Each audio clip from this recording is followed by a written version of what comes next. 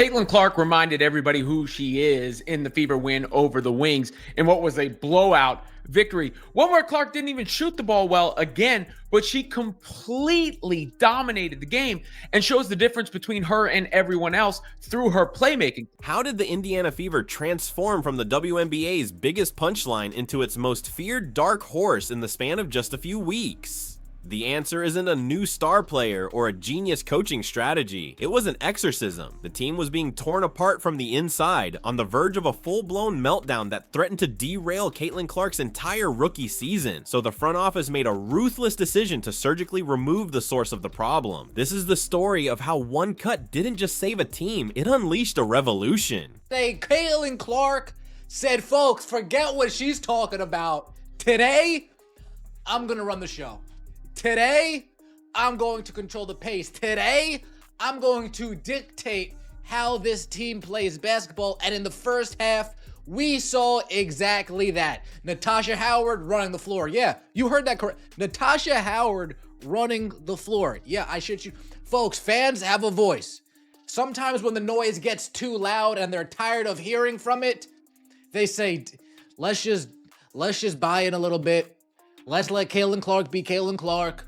Let's not pull the reins back too much. And in that first half, we saw exactly that. To understand the Fever's miraculous rebirth, you first have to understand just how bleak things were. The early season locker room was a frozen tundra of resentment and mismatched agendas. It was a cold war fought not in the shadows, but in plain sight during every single game. The conflict was a clash of basketball philosophies, a battle between the future and a past that refused to let go. On one side, you had Caitlin Clark, a generational phenom whose entire basketball DNA was coded for a lightning-fast, high IQ offense built on pace, space, and predictive passing. On the other, you had a faction of veterans who seemed to view her arrival not as a gift, but as a direct threat to their established roles and a style of play they were comfortable with. The on-court product was an absolute disaster. That's what we're talking about when we are referring to Caitlin Clark running the show. Caitlin Clark running the offense, being the innovator of offense, the distributor of offense for the Indiana Fever. This is exactly what we mean right here. This game was an absolute blowout. Dallas Wings didn't know what hit them.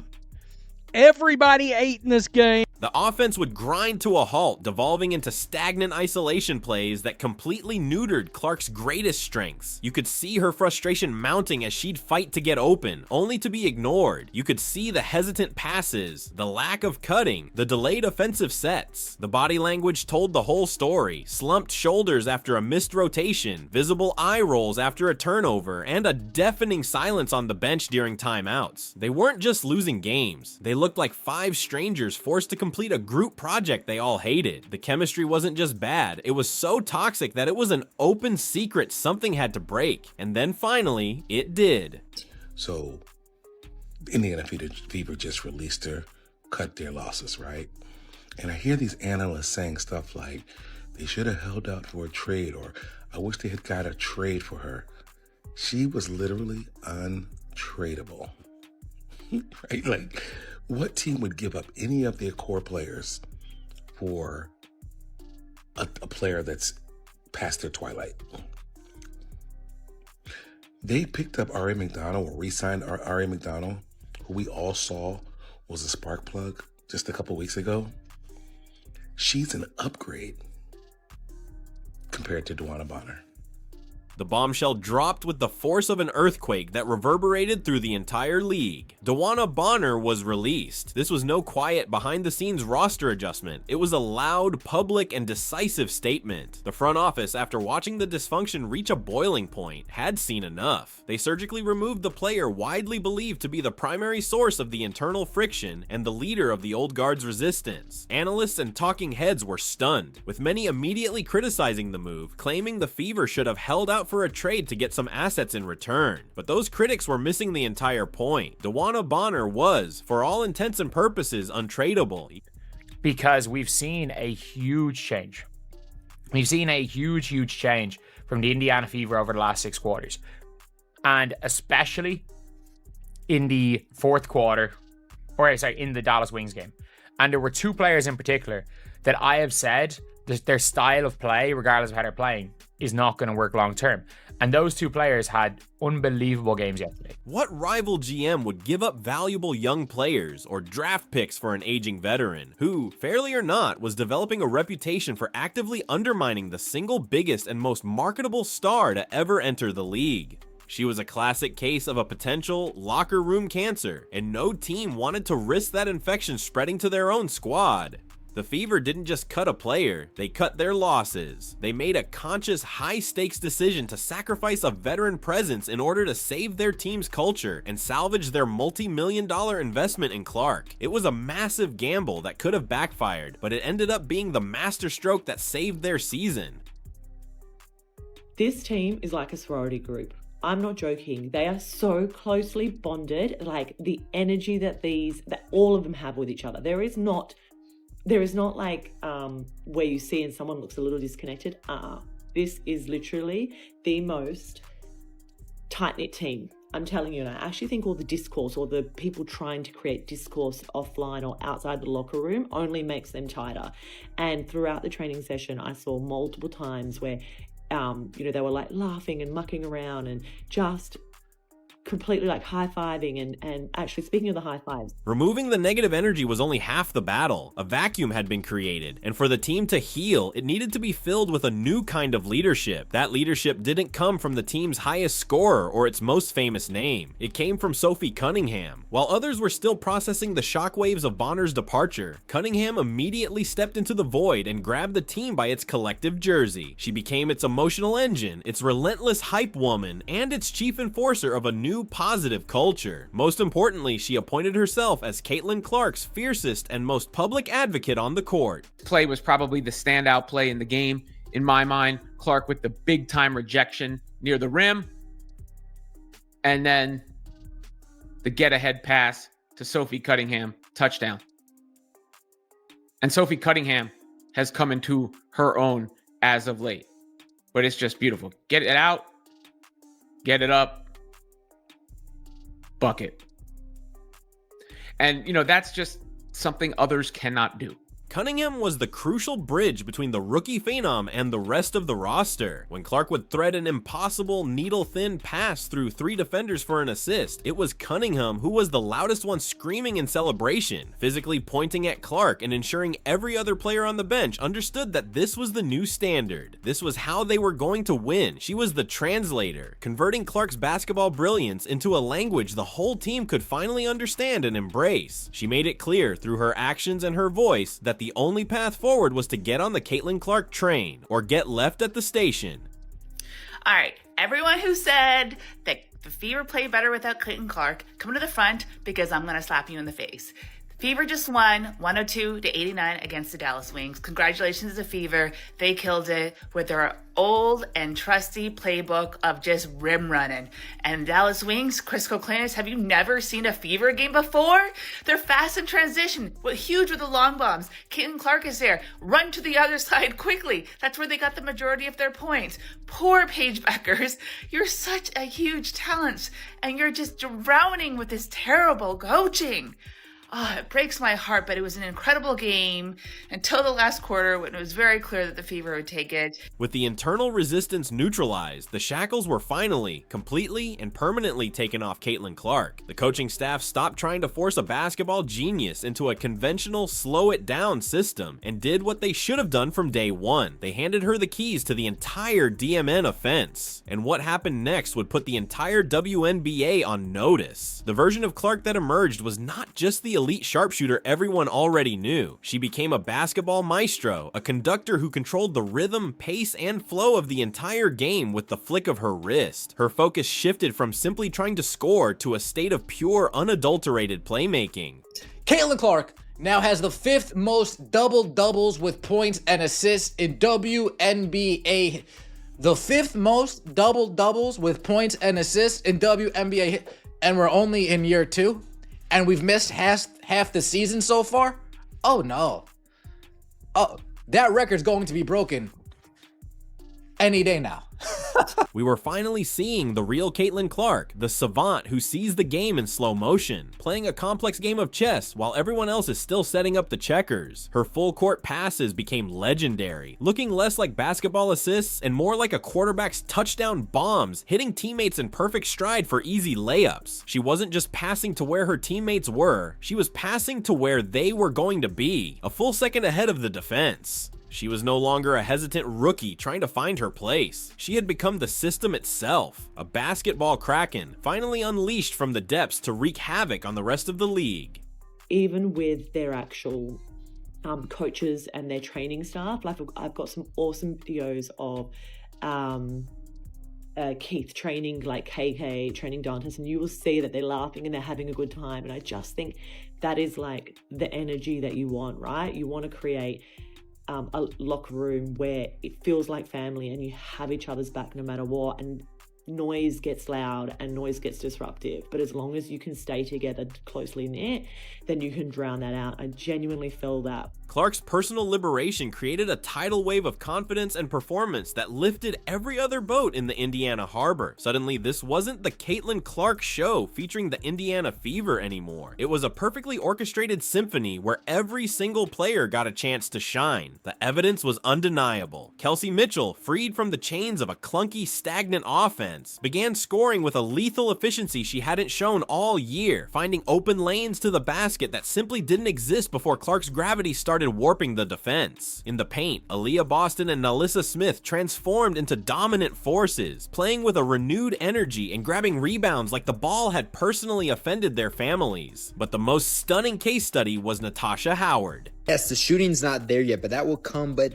being a playmaker is more than just scoring the ball, and dropping 13 dimes and getting 5 steals is amazing work. I mean, look at this dime full court pass. This is incredibly hard. If you haven't ever played basketball, this pass to Cunningham is so hard. And she was doing this all game. Here's another one in the fourth quarter to Kelsey Mitchell for an easy layup. With CC back in the lineup, this Fever team is starting to click, and they are becoming a force. They have 2 key games before the All-Star game. And I think if they can win both of those, this team's going to be right in there for the second half of the season. A player who had drawn heavy criticism from fans for her lack of hustle was suddenly seen sprinting down the floor on every fast break, becoming a primary and willing target for Clark's visionary outlet passes. The blowout win against the Dallas Wings was the ultimate proof of concept. Clark herself was only the 4th leading scorer with 14 points, yet she was unequivocally the most dominant player on the floor. Mitchell dropped 20, Howard had 18 on a blistering 8 of 9 shooting, and Boston added 17. The ball was moving with purpose. The energy was electric, and for the first time all season, the Indiana Fever looked like a real, cohesive, and dangerous team. Clark, after the game, was talking about how so many different players were in double figures. I mean, Kelsey Mitchell, another awesome game. 8 of 12 from the floor, 20 points. Natasha Howard, 18 points, 8 of 9 from the floor. I was critical of Natasha Howard in the last game. Got to give it up when it's due. If she can come into her own with Clark on the floor, that's a whole different ball game. Aaliyah Boston, 17 points. Clark was the 4th leading scorer with 14 points. Sophie Cunningham had 13 points off the bench. 102 points scored for the Fever. But this revolution wasn't just happening between the players. It required a quiet but crucial metamorphosis on the sidelines. Coach Christy Sides had to make a choice. She could stick to her original system, a more structured, traditional offense that clearly wasn't working, or she could swallow her pride and adapt to the generational talent she had been given. She chose to adapt. This was more than just a minor tweak. It was a complete philosophical surrender. The coaching staff abandoned the rigid playbook and embraced the beautiful chaos of Caitlin Ball. They stopped calling as many set plays in the half court and instead empowered Clark to push the pace relentlessly. They gave her the green light to make reads, to take risks, and to be the innovative floor general she was born to be. It was a tacit admission that you don't try to tame a supernova, you just get out of its way and let it light up the universe. This humility from the coaching staff was the final piece of the puzzle, signaling to the entire organization from top to bottom that the franchise now revolved around the gravitational pull of number 22. All right, guys, this game got real crazy. But let me tell you, 64 points by the Fever, and it's all because of that lady right there walking off the court, Caitlin Clark.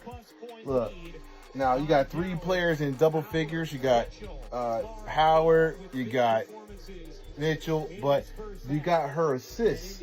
She got her assists, man. She should have had 10 assists already, bro. Dantes fumbling the bag, Kelsey Mitchell eating and wide open layup, bro. You messing up her stats. But anyway, but she got 10 points, yo. That's pretty good in the first half.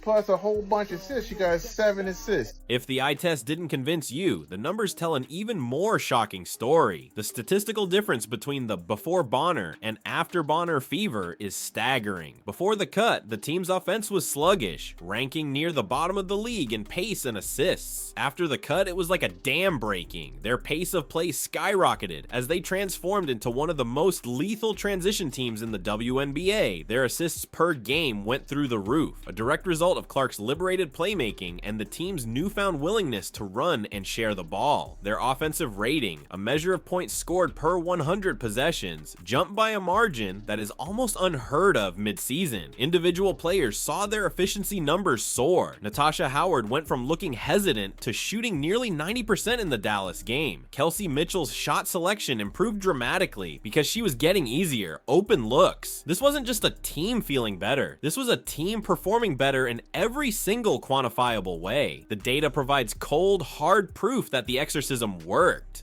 With the players unified, the coaches adapted, and the stats backing it all up, the final transformation took place. The one in the minds of the public and the rest of the league. This sudden, violent eruption of competence completely rewrote the narrative surrounding the team. Just a month ago, mentioning the words fever and playoffs in the same sentence was enough to get you laughed out of any serious basketball discussion. Now, it's the hottest and most debated topic in the WNBA. Pundits and analysts who were busy drafting the team's obituary are now scrambling to analyze their path to the postseason. The entire psychology of the team has shifted. They no longer walk into arenas hoping to compete. They walk in expecting to win, and to win decisively. The intimidation factor has done a complete 180-degree flip. Opponents who once circled the Fever on their schedule as a guaranteed win now see them as a certified threat. A high-speed, unpredictable puzzle they have no idea how to solve. This isn't a fluke. This isn't a lucky streak. This is a fundamental and permanent shift in the team's identity.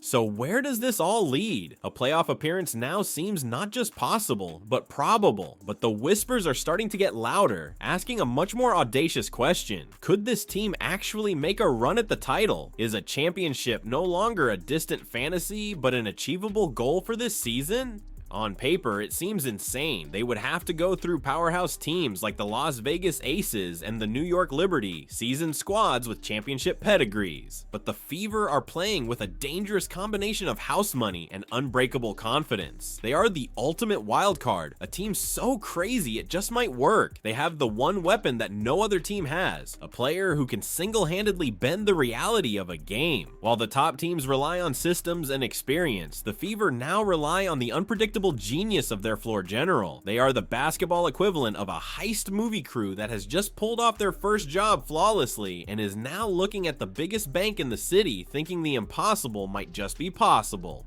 What we are witnessing is far more than just a team getting hot. It is the birth of a new powerhouse, constructed from the smoldering ashes of a failed and toxic experiment. The story of the 2024 Indiana Fever will be remembered as a dramatic 9-act play, a locker room and civil war, a ruthless front office decision, the rise of an unsung leader, the unleashing of a phenom, the elevation of an entire roster, the adaptation of a coaching staff, the undeniable proof in the numbers, and the birth of an improbable championship dream. Caitlin Clark hasn't just found her footing in the WNBA, she is actively building a kingdom in Indianapolis. The Fever has broken, and what's emerging isn't just a good basketball team, it's an empire in the making, and its reign has only just begun.